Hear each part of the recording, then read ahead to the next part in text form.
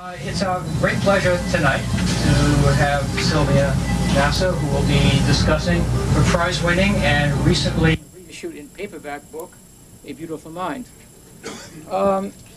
Most of us, I think, when we hear the term, the cliche term, mad, tormented genius, tend to think about poets or artists or musicians, someone like that, the pianist of the recent film Shine, for instance. The average layman, at least, perhaps not the specialized audience we have tonight, doesn't necessarily think of mathematics and econometrics. I think it is Sylvia's achievement in presenting the life of John Nash in a way that is as engrossing as the lives of any of the more romantic figures of our past, and really as engrossing as only the best works of fiction can be. This book was an unexpected bestseller in hardback for a book of this kind of subject, over 40,000 copies, I believe. I'm sure it will do even better now in its trade paperback format. And I'm reminded of that ad for rye bread some time ago, which said, "You don't have to be Jewish to like levees." Remember that? Well, you don't have to be a mathematician or an economist to enjoy A Beautiful Mind. Tonight, Sylvia will be talking about and reading from the book. Following that, we'll open it up to your questions and a general discussion. At the conclusion, anyone who would like to have his or her own copy can come up and Sylvia will autograph it for you. I don't want to steal any more of her time, and let me just conclude by presenting Sylvia Nasser. Thank you so much. I started A Beautiful Mind with a quotation from William Wordsworth, which as soon as I saw this poem, I felt that it so captured John Nash. Where the statue stood of Newton with his prism and silent face, the marble index of his mind, forever voyaging through strange seas of thought alone. The opening scene of A Beautiful Mind is set at McLean Hospital, which is in the outskirts of Boston. And in 1959, in which the scene was set, John Nash had just been committed to McLean, and his suite mate there was the poet Robert Lowell. John Forbes Nash Jr., mathematical genius, inventor of a theory of rational behavior, visionary of the thinking machine, had been sitting with his visitor, also a mathematician, for nearly half an hour. It was late on a weekday afternoon. In the spring of 1959, Nash was slumped in an armchair in one corner of the hospital lounge, his powerful frame slack as a rag doll's, his finely molded features expressionless. He'd hardly moved except to brush his long dark hair away from his forehead in a fitful, repetitive motion. His visitor, oppressed by the silence, acutely conscious that the doors of the room were locked. Mackie, the visitor, finally could contain himself no longer. "How could you," he began, "how could you, a mathematician, a man devoted to reason, how could you believe that you were being recruited by aliens from outer space to save the world?" Nash looked up at last and fixed Mackie with an unblinking stare as cool and dispassionate as that of any bird or snake. "Because," he said, in his slow, soft, reasonable Southern drawl, as if talking to himself, "because the ideas I had about supernatural beings came to me the same way my mathematical ideas did. So I took them seriously." The young genius from Bluefield, West Virginia, handsome, arrogant, highly eccentric, burst onto the mathematical scene in 1948. Over the next decade, a decade as notable for its supreme faith in human rationality as for its dark anxieties about mankind's survival, Nash proved himself, in the words of an eminent geometer, the most remarkable mathematician of the second half of the century. Games of strategy, economic rivalry, computer architecture, the shape of the universe, the geometry of imaginary spaces, the mystery of prime numbers, all engaged his wide-ranging imagination. His ideas were of the deep and wholly unanticipated kind that pushes scientific thinking in new directions. By his late 20s, Nash's insights and discoveries had won him recognition, respect, autonomy. He had carved out a brilliant career at the apex of the mathematics profession, traveled, lectured, taught, met the most famous mathematicians of his day, and became famous himself. His genius won him love. He had married a beautiful young physics student who adored him and fathered a child. It was a brilliant strategy, this genius, this life, a seemingly perfect adaptation. The first visible signs of Nash's slide from eccentricity into madness appeared when he was 30 and was about to be made a full professor at MIT. The first episodes were so cryptic and fleeting that some of Nash's younger colleagues at that institution thought he was indulging in a private joke at their expense. He walked into the common room one winter morning, carrying the New York Times. He remarked, to no one in particular, that the story in the upper left-hand corner of the front page contained an encrypted message from inhabitants of another galaxy that only he could decipher. At 30 years of age, Nash suffered the first shattering episode of paranoid schizophrenia, the most catastrophic, protean, and mysterious of mental illnesses. For the next 3 decades, he suffered from severe delusions, hallucinations, disordered thought and feeling, a broken will. In the grip of this cancer of the mind, Nash abandoned mathematics, embraced numerology and religious prophecy, and believed himself to be, in his words, a messianic figure of great but secret importance. By the 1970s and 1980s, while Nash, the man, remained frozen in a dreamlike state, a phantom who haunted Princeton, scribbling on blackboards and studying religious texts, his name began to surface everywhere, in economics textbooks, articles on evolutionary biology, political science treatises, mathematics journals, but it appeared less often in explicit citations of the papers he had written in the 1950s than as an adjective for concepts too universally accepted, too familiar a part of the foundation of many subjects, to require a particular reference. Nash equilibrium, Nash bargaining solution, Nash program, DiGiorgi-Nash result, Nash embedding, the Nash-Moser theorem, Nash blowing up. But even as Nash's ideas became influential in fields so disparate that almost no one connected the Nash of game theory with Nash the geometer or Nash the analyst, the man himself remained shrouded in obscurity. Most of the young mathematicians and economists who made use of his ideas simply assumed that he was dead. For many years, Nash, who was by this time being sheltered by his now ex-wife, Alicia, went to the Institute for Advanced Study every day. Freeman Dyson, one of the giants of 20th century theoretical physics, was one of those who would greet Nash without expecting any response, because Nash never spoke to anyone, but merely as a token of respect. Sometime in the late 80s, Dyson said his usual good morning to Nash. Nash stopped and looked at him. "I see your daughter is in the news again today," he said to Dyson, whose daughter Esther is a frequently quoted authority on computers. Dyson, who had never heard Nash speak before, said later, "I had no idea he was aware of her existence. It was beautiful. I remember the astonishment I felt. What I found most wonderful was this slow awakening. Slowly, he just somehow woke up." It's highly unlikely, however, that many people outside of this intellectual Olympus would have learned about these developments, dramatic as they appeared to Princeton insiders who saw Nash every day, if not for another scene which also took place on these grounds at the end of the first week of October of 1994.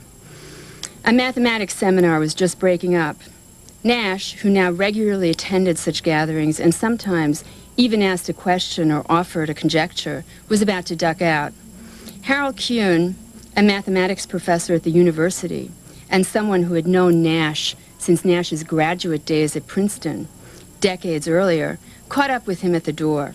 The day was so mild, the outdoors so inviting, that the two men wound up sitting on a bench opposite the mathematics building at the edge of a vast expanse of lawn in front of a little Japanese fountain. Kuhn, who had carefully rehearsed what he was going to say, got to the point quickly. "I have something to tell you, John," he said. Nash, as usual, refused to look Kuhn in the face at first, staring instead into the middle distance. Kuhn went on.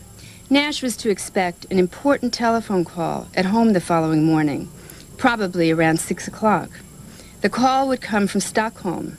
It would be made by the executive secretary of the Swedish Academy of Sciences. Kuhn's voice suddenly became hoarse with emotion. Nash now turned his head, concentrating on every word. "He's going to tell you, John," Kuhn concluded, "that you have won a Nobel Prize." Thank you.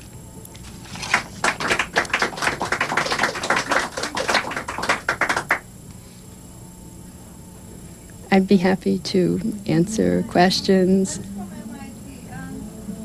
I'm very aware of how people with paranoid schizophrenia are mistreated by the media in general and by the public at large. It seems that John Nash is not exactly the sole warrior in mathematics in other fields. I can tell you that in many universities there are people who have mental disorders and are respected but are not very well treated by the media. My question is, it seems to me that Nash was an outcast for the Nobel Award committee for many years, and your book is very insightful about how these people actually mistreated John Nash. They didn't want to recognize his genius. It took him 40 years to get a Nobel Award just because he was a paranoid schizophrenic. Well, I think, to be fair, that it wasn't really that simple.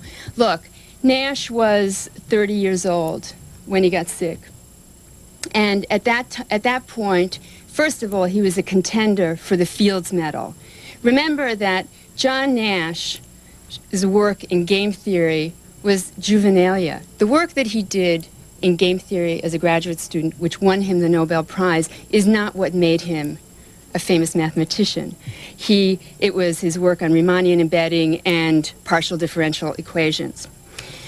Now, so when he was 30, he was a contender for the Fields Medal, which is the equivalent of a Nobel for mathematics. And by 1962, when he would have come up for a second time for a Fields, he was off the radar screen. Okay, he wasn't even on the short list, despite these major achievements, one of which had happened after 1958, one of which had been published after 1958, which was the time when the last Fields had been decided. Then you have to also understand that so very quickly, when he had dropped out of academia, he was no longer a contender, even in a field where he was regarded as a towering figure.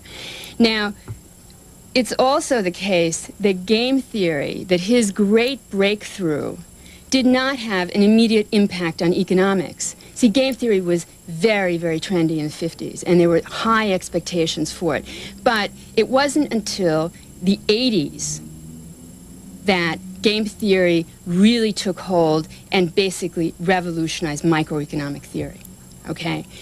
So one could say that the first time that a prize for game theory was really considered and should have been considered was probably by the mid-'80s. Now, at that point, it is true that had Nash not been, practically a street person in Princeton, it's very likely that that prize would have been awarded earlier. And one piece of evidence is that Arrow and DeBrugh, who did work of that type and of similar import, of course had won by then. Now, what happened is that the people who really pushed for Nash, okay, who brought his name to the attention of the Nobel Prize Committee were young scholars who were being honored themselves. I mean, obviously they were too young to get Nobels, but these were the people who were being inducted into the Econometric Society and the Academy of Arts and Sciences, and, you know, then look at the membership list and say, oh my God, you know, here somebody of Nash's caliber hasn't gotten any of these honors. They're the ones who brought Nash's name and made the case that his contribution was really a foundational one.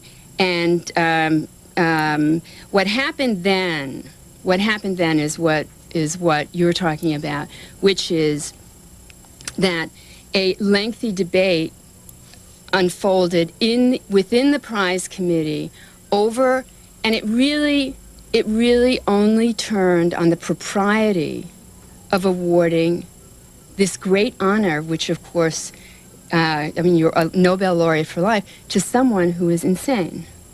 And that's what the debate boiled down to.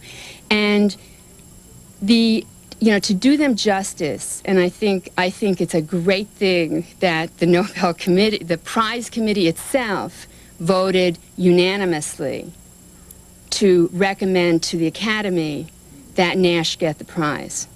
And that was because the prize committee finally became convinced that, first of all, they learned that Nash was having a remission, but they also became convinced, and partly because these younger scholars stood up and made the argument, that mental illness, no more than a physical illness, is a relevant criterion. I mean, you would never deny the prize to a great scientist who was, you know, a quadriplegic, right? I mean, in fact, the prize has been taken to people who are lying in hospitals. And but then what happened is that in the Academy, which votes on the prize, and this was a very interesting part of reporting this book, in the Academy, which votes on the prize an hour before it is announced to the world. See, this is what I never knew and which most people don't know. The final vote is taken an hour before it's announced to the world.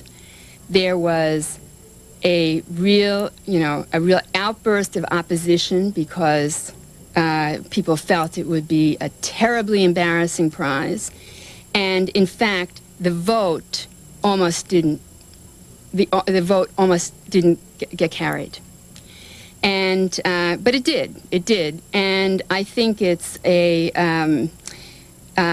yes, it's very sad that Nash didn't get the prize sooner, and but it's a great tribute, I think, that he was finally awarded the prize, because if that hadn't happened, you see, this is what always, I mean, I used to think about this all the time. If that hadn't happened, no one would know this story, okay? I mean, Nash's life would have ended on, you know, the same sad, obscure note. And, you know, his name would have been a footnote here and there, but nobody would have known, you know, just the whole story of his life.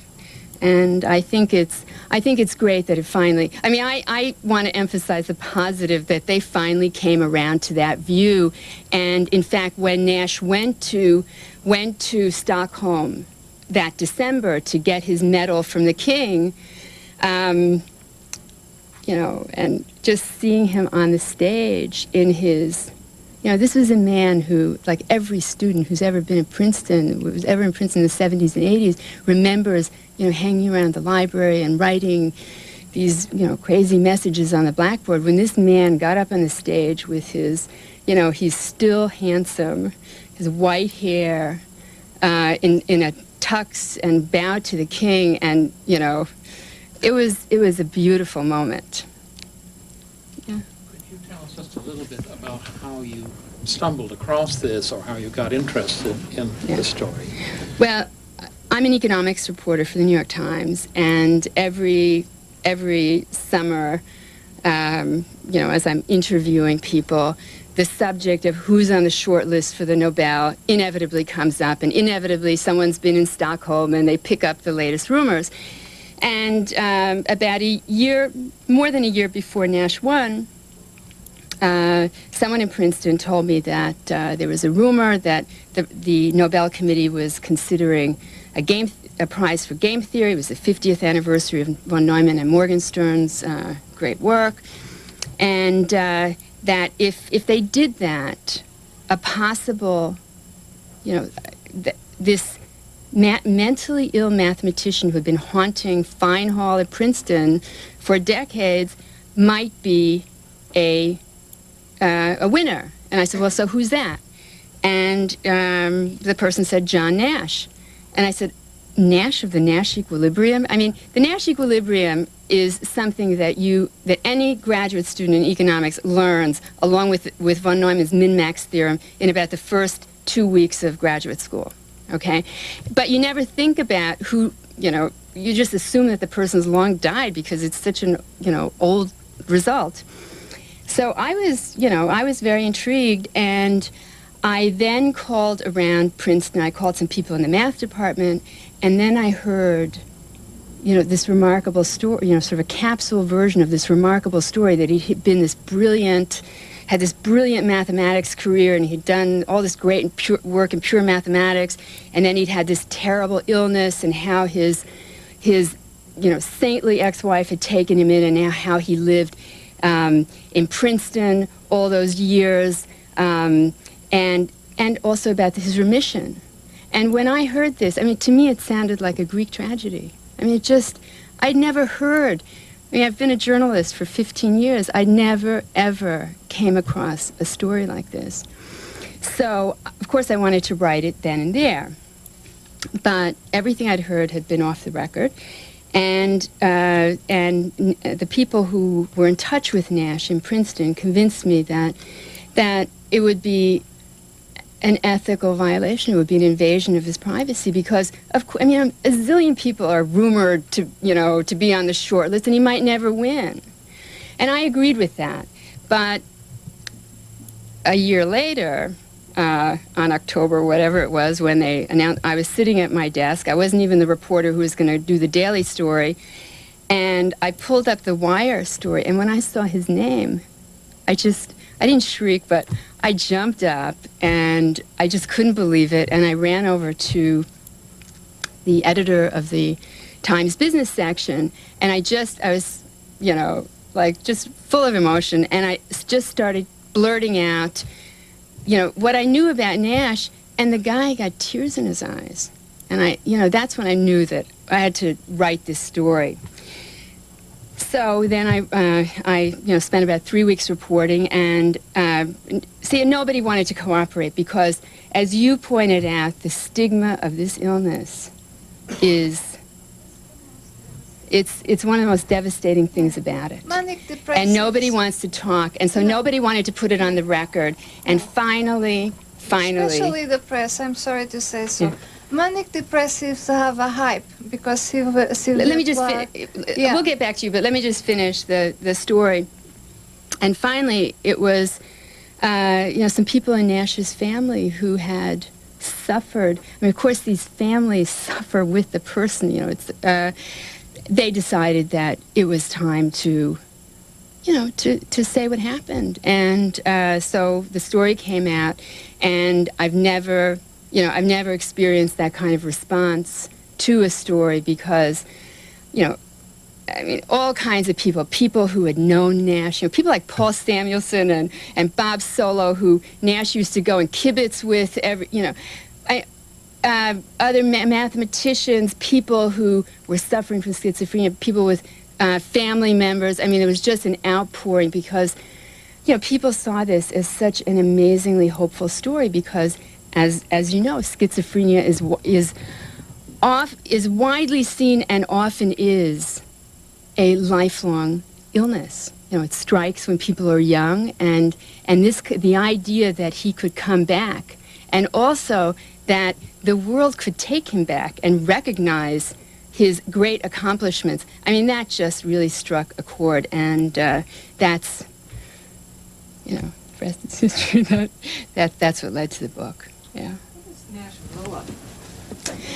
It's good. It's something that he did. It was a conjecture that he did in conjunction with a mathematician named Hironaka at the Institute for Advanced Study when he was already ill. I mean, Nash had this very catastrophic breakdown in '59, and he was briefly hospitalized at McLean. Then he fled to Europe. He thought he was the Prince of Peace. He wanted to give up his U.S. citizenship. He wanted to found a world government. He was eventually deported and brought back here to Princeton, where he was once again committed to a hospital, this time to Trenton State, against his will. And here's another instance where his former colleagues really reached out to him. When he was released from Trenton State, which was a real hellhole, after about a year, his colleagues, including Robert Oppenheimer, arranged for him to come to the Institute. And he had a couple more. He actually had a sort of mini remission, and he was able to do some work. And he had 3 of those, including that first one. And during either that first one or the second one, Hironaka was at the Institute, and Nash told him about this conjecture. Nash didn't write it up himself, but Hironaka eventually published it. Yes? Do you know anything about Nash's son, who's apparently having similar problems, and he's also a Yes. mathematician? See, this is, this story has so many tragic subplots. Nash's son with Alicia Lardet, the son who was born just as Nash was being committed to McLean Hospital, grew up in Princeton, was very mathematically gifted, and was diagnosed with paranoid schizophrenia at age 15.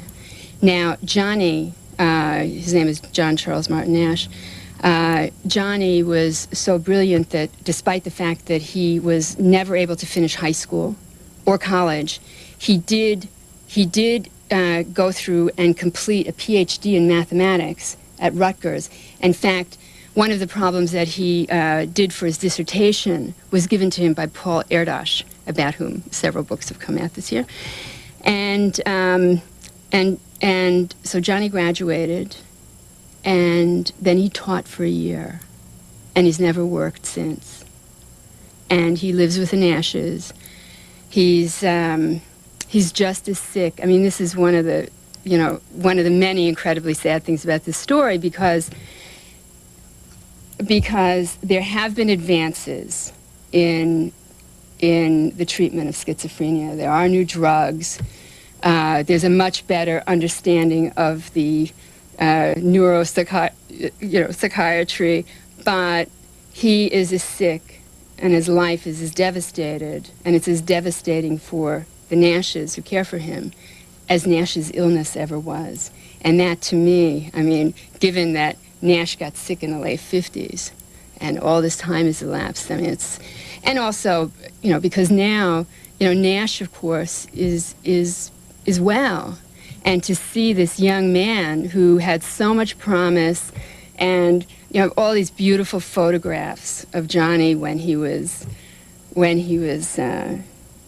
high school and graduate school, and to see him now, where he was a chess master. I mean, just a sweet and incredibly talented young man who now can't read a book.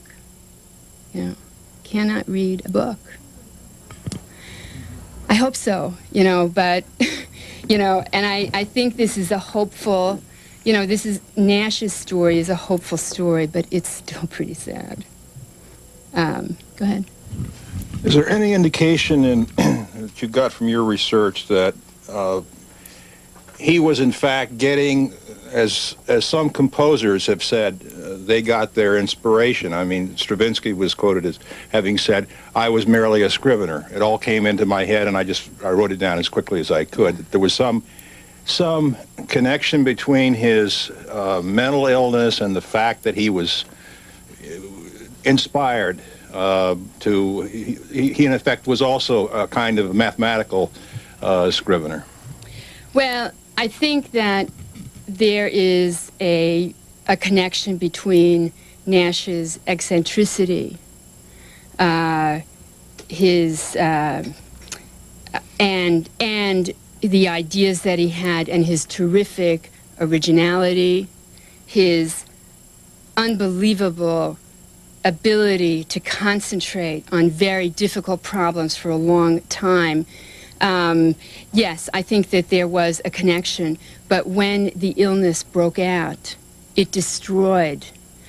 His delusions were as banal, okay, as his mathematics was unbelievably original. You see? That, in other words, in manic depression, which is also a devastating illness, but is much more episodic, all those people, the Lowells, etc., were able to do great work between episodes. But that's not the case with schizophrenia, because schizophrenia is just so devastating, and a lot of the damage is done fairly early. The only the only other genius whom we can be fairly certain also suffered from schizophrenia was Nijinsky. Okay, and the parallels, I mean, Nijinsky also became great when he was very young. I think he got sick earlier, but he never danced or choreographed again. And in Nash's case, as I said, he was able to do some work, which by any normal standards was still pretty great, but it wasn't the kind of work he did before. Yeah. Go ahead. First of all, I'd just like to say that it's an incredible story and very well told. Thank you. I first read your article in '94 when it first came out, and before I read your book, I read Louis Saz's book on madness and modernism. And when I read his book, I thought of the obvious connections between Nash and the kind of schizophrenia that he talks about. And it kind of in response to his question, I'm wondering if you could elaborate on that. Well, look, the way that Nash worked was the following. And by the way, I want to say that that book is a wonderful, wonderful book. And I read it about 5 times when I was writing. Nash was not a scholar, okay? Nash didn't care about what other people had done. He wanted to do it himself, so he would go into a field. What Nash would do is quiz people. And he did this starting as a graduate student. He'd go to anybody, Einstein, anybody, and quiz them about what the biggest, most difficult problems were, because that's the only stuff that he wanted to work on. And once he got an idea about what an appropriate goal might be, and he didn't care about the field, he cared about the problem.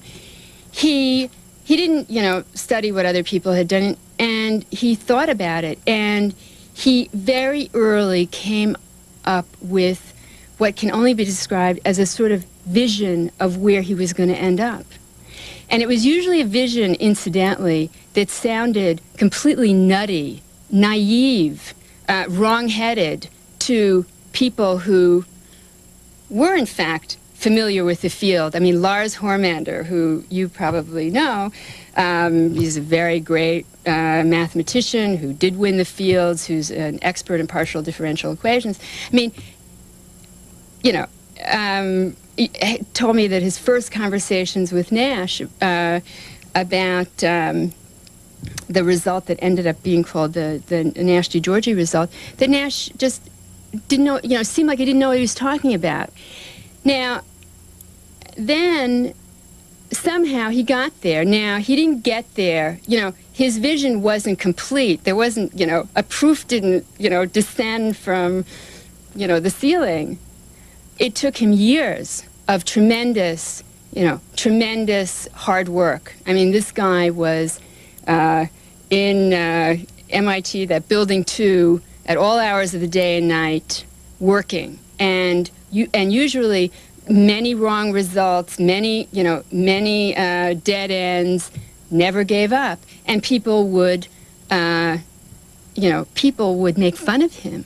I mean, there's a wonderful letter, which opens one of the chapters in this book, an absolutely wonderful letter from a mathematician at MIT to a friend, another mathematician on the West Coast, that just says something like, it talks about what a shame it was that the department had hired this Nash, who is really an ass, and who was walking around saying that he was going to solve the Riemann embedding problem, and obviously didn't have a clue, okay?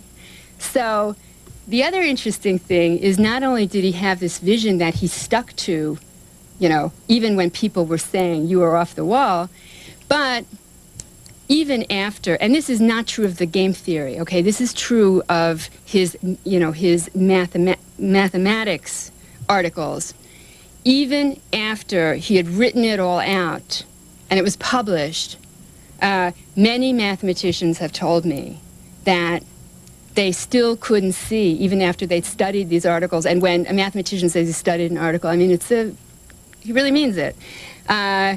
That he couldn't figure out how Nash had gotten the result. Now, the best metaphor that anyone gave me in describing how Nash's approach to mathematics was to say, look, say there's a mountain and you want to get to the peak. Well, one kind of mathematician will go up the front of the mountain. Another kind will scale the cliff on the back and, take the hard route. Nash will climb another peak over here, not the same mountain at all, and then he'll shine a searchlight back on the first peak and get the result. And I always thought that was really captured how this man worked. And even in game theory, okay, here Nash was this arrogant, very odd graduate student who walked around Fine Hall whistling, and who everybody talked about how strange he was. And he got this thesis result, this solution to non-cooperative games with many players. And of course, he went straight to von Neumann. Now remember, by this time, this was after World War II. Von Neumann had contributed to the bomb. I mean, von Neumann was a deity, okay?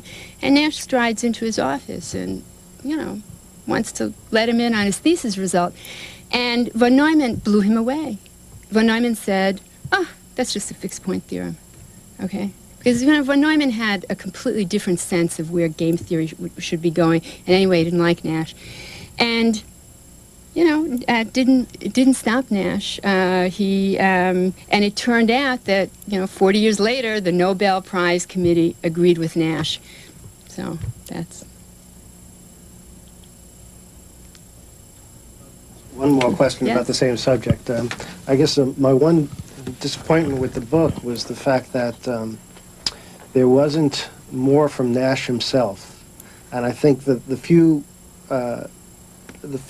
contributions he made about his connections between his mathematics and his illness were quite profound, and you seem to keep a respectful distance from him. I don't know if there was a... Well, first of all, I think that I think there's actually a lot in the book where there are lots of letters and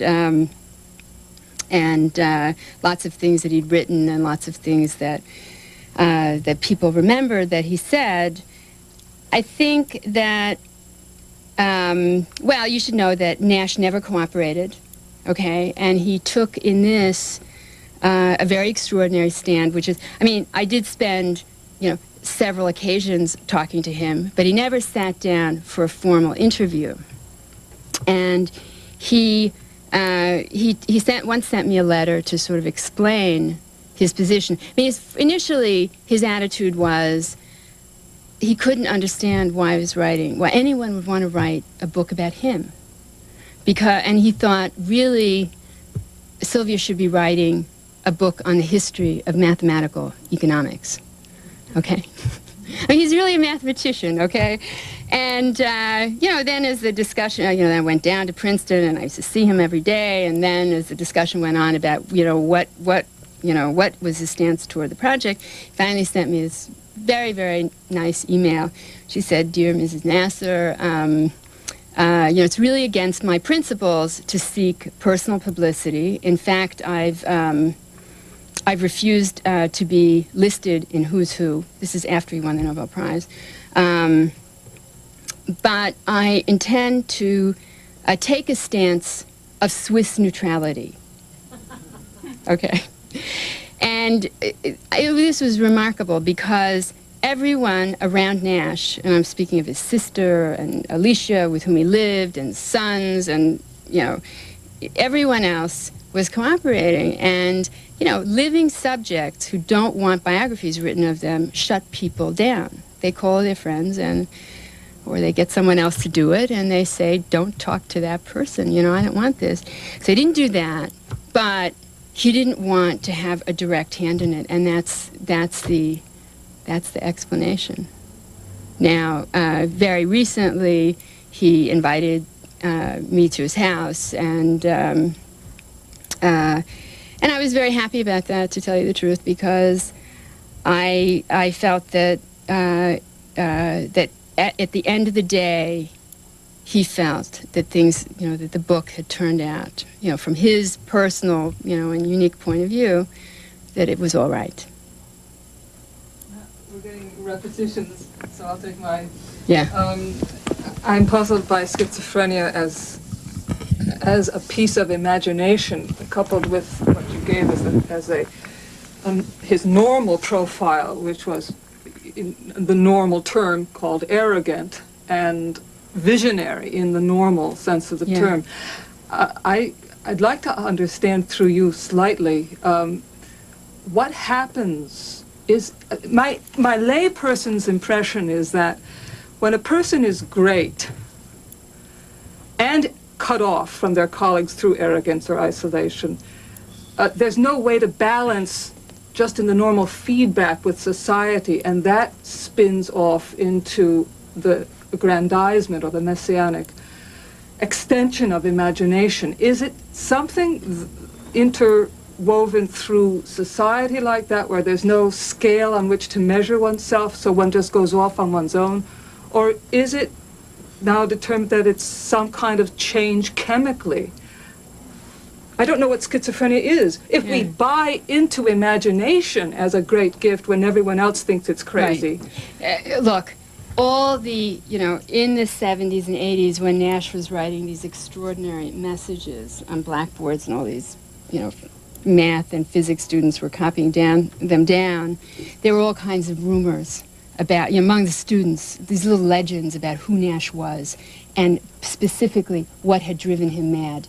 And many of these stories, all of which were apocryphal, had to do with a rival beat him to the punch, and that drove him crazy, or he took on a problem that was even too big for him, and that drove him mad, or his wife had run off with with a rival.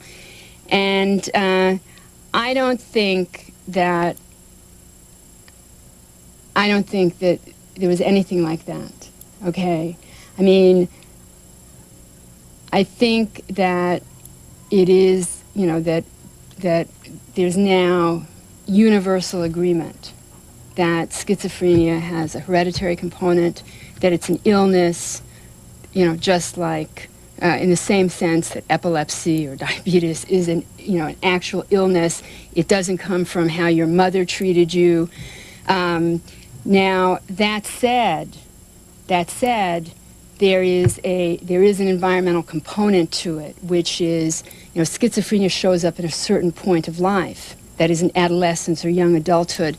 And when you look at Nash's life, as his 20s were wearing on, you can see lots of things that were very difficult for him. One of them He was, one of them was that since he only wanted to do the greatest things, his next project was going to be the Riemann hypothesis. There was no question that he was afraid that he was going to dry up as a mathematician. Now, I imagine that most mathematicians who achieve the kind of success, and maybe all people who achieve the kind of success that he achieved very early, have that fear that they're not going to be able to do it one more time. But there were lots of other things. He got married. He was going to have a kid. I mean, all kinds of adult pressures. And one thing that he talked about at a dinner party, which may sound trivial. I mean, probably half of you teach, may sound trivial to you, but one thing that he talked about, we were having a conversation about Erdos, and one thing he talked about was the onerousness of teaching and administrative duties. Okay? Now, most people would not find that, devastatingly stressful, but he did, okay, because he couldn't handle. It was a straitjacket. Look, this was a guy who, remember that it was, as he was going into graduate school, it was the Korean War, people were being drafted. And, as isolated and, seemingly abstracted and out of it, as Nash often appeared, he made a tremendous effort to not be drafted. I mean, a tremendous, systematic effort. And I believe that, this is my personal conjecture, but I believe if he had been drafted, he well could have gotten sick earlier. Okay, so it's not, what I'm trying to say, it wasn't the mathematics that made him sick, it was life. It's a pressure point. Right, yes. I think this will have to be the last question. You cite two incidents in your book that perhaps there are more that you're not aware of. One was you already referred to was von Neumann having blown him away, and you refer earlier, I think, or at some point, to Einstein having sort of dismissed him as not having any worthy ideas on the subjects of physics. Right. And I'm just wondering whether you felt that whether this might have been a trigger, or it might have had some effect upon him in terms of his own intellectual development, feeling that here are perhaps the two greatest minds that this century's had, mathematically and in terms of physics, that these people were rejecting him and in a sense rejecting him, not just his ideas, but him as a person, what that may have done to him as an individual. Yeah. I mean, the only thing is that after those rejections, he went on to do all this great stuff. I mean, I think he was somebody who saw himself on their plane. And he was also someone who, and I don't think this is particular to, I think you see this in the stories of lots of geniuses of wanting to topple the reigning authority. You see, that was a big element in Nash's drive to solve these big problems. It was, here von Neumann was the most glamorous figure in Princeton, the most revered, all the graduate students were doing, game theory because it was just so in, and von Neumann is saying, well, obviously the future of game theory is cooperative game theory, and Nash, heads off in the other direction, okay? And I don't think, I think that was, it may have been a blow to him, but it was also what energized him, you see? How long was it after those incidents, if you recall, that he had his illness occurred? Oh, 10 years. In other words, he did the game theory work in graduate school when he was 21. The two other really big results that he did followed when he was like 25 and 28.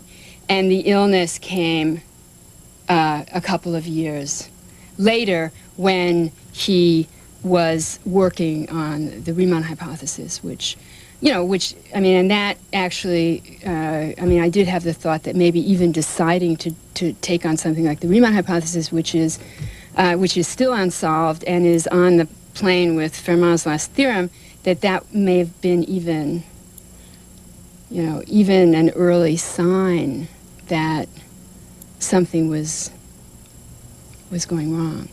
Yeah. Would you like to tell us what your next book is going to be about? Well, you know, it's something that I don't know yet, but I'm thinking about an idea, but it has to do with economics and history, and it's not really biographical at all. He thought you should do anyway. What? Something he said you should be doing anyway. Right. I'm just taking John Nash's advice. Sylvia has a shuttle to catch tonight, and we want to give her some time to sign some copies. We'll have to bring the question-answer session to an end a little earlier than usual, I'm sorry to say. Let me just thank our guests, all of you, for a very stimulating session. Thank you. You were a wonderful audience. It was really fun to... Great investment of your own story. I got distracted was the night rewrite man on the Metro desk wrote me. You may have known him. Well, this is a guy. He wrote me a letter and he said he'd been the night rewrite man in the early 70s. He was a former Air Force captain who had 4 kids, and he suffered. He was diagnosed with schizophrenia, and for the last 25 years, he said in his letter, he'd been a street person in Berkeley, untreated, and he read the Nash story, and then he wrote, he said, and I hope, and something that gives me hope, that one day the world will come back to me too. Yes. Yeah. That's wonderful. Yes. Yeah, isn't that amazing? I don't remember. You don't remember him? Yeah. Thank you very much. Oh, it was lovely to meet you. I'll look at you. Due to your book, now I have getting interested in schizophrenia. I bought 2 books here in Oh, good. Waterstones when Yes. I went out of business. Can they Yeah. close the book? Tell me your name again. Margaret. Margaret. Yeah. Absolutely fascinating. And Thank when was you. the last time you saw John? Easter. Oh. Yes. Yeah. And Alicia. Yeah. I just talked to Alicia. I didn't telephone her while I was here because I didn't know But she's what going to to be say. thrilled when I tell her that. I didn't know what to say, but you know. Well, you know what? One of the really nice things, you should write them, because one of the really nice things is that because of the Nobel, and then also a little bit because of the book, all these people from their their lives have gotten back in touch with him, and they love that. They love that. Yes, because it was very tragic when he was sick.